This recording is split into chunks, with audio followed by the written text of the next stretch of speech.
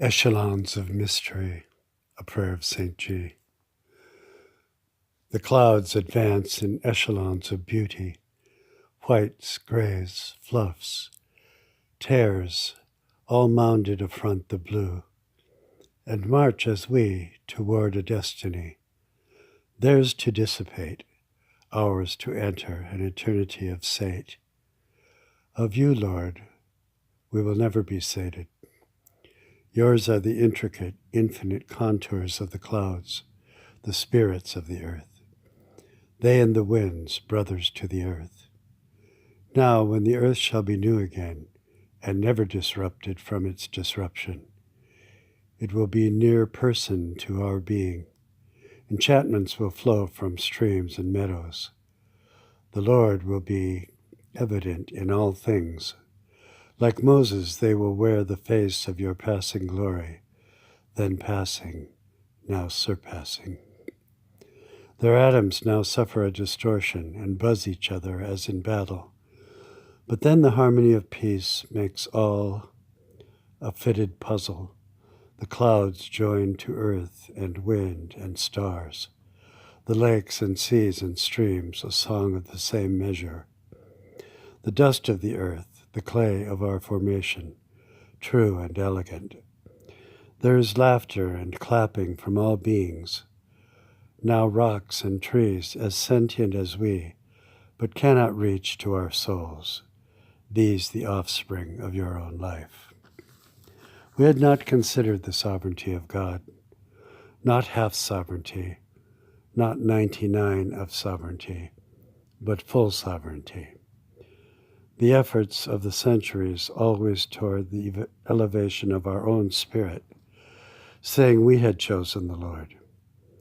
By differences of doctrine and denomination, we have split the sequences of our approach to you, as though we had a ground to stand upon, as though the air were ours, and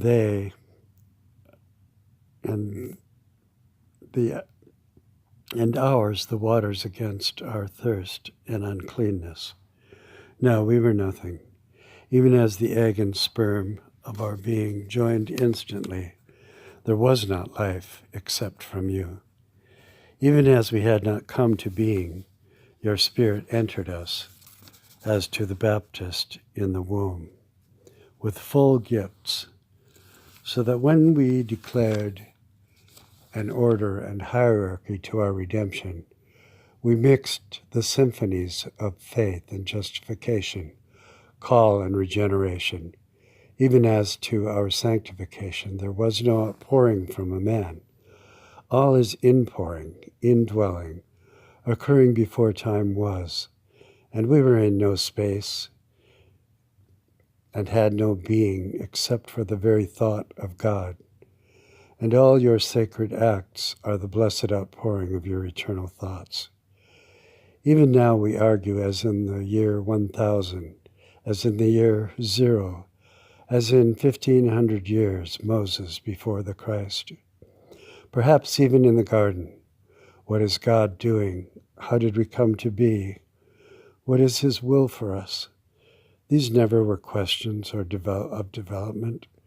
All was and is and will be, the unchanging will and plan of the Council of Three, and its marching out in time. These are the clouds we see, the vast, elegant, spiritual mysteries laid out above our heads, in movement and in beauty. It is not for us to place them east or west, higher or lower. They are perfect as they are, perfect in their symphony, shaped by blessing and by mercy, as are we. We have entered the world regenerated. We have entered the world saved. What does sovereignty mean? What does the concept of God mean if these things are not true? Man is absolutely passive and unable in these things. We have only the freedom to make choices, yet not the power to put them into effect. This is not free will. Yet we are morally responsible for our thoughts and deeds. Regeneration is not sacramentally effected by holy baptism, nor is our will only rectified to confirm conform to your holy will. We do not simply put our evil ego and personality in the light of the righteousness of Christ. Our being as man is not changed in regeneration. Before and after, as in heaven, it is the same ego, the same person, the same human being. Perhaps this is why we do not substantially feel the changes. Not our being, but our nature became corrupt. Nature and being are not the same. As in the miracle of plant grafting, the little graft has the wonderful power of converting the sap and vital forces into something good. Of course, the divine mystery of regeneration cannot be represented objectively. Something which we lack is planted in our nature. We will not know ourselves for our excellency. It is the dormancy of the seed which lies buried, but comes to completeness. The seed of regeneration is intangible, invisible, purely spiritual. We are as a man one, the old man before our rebirth, and the new man after it, created after God in perfect righteousness and holiness. For that which is born of you cannot sin. In your mind you conceived each of us the new man. We are modified by your miracles in us, the new man. The germ of this new man is brought into the center of our being, uniting our ego to this germinating life.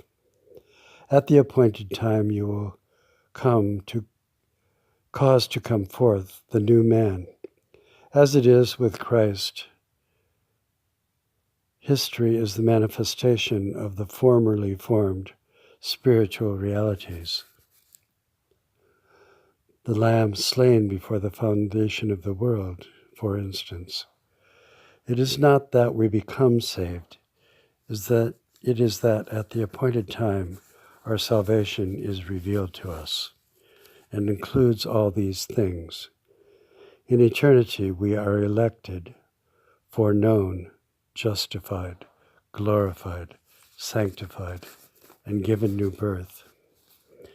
How can it be otherwise?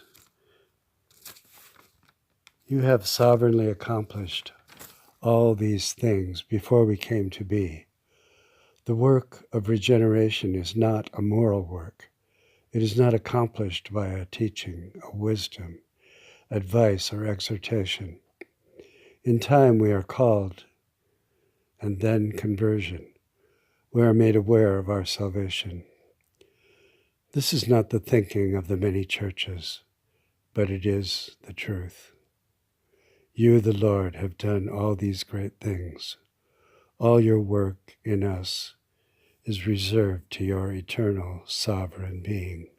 Amen.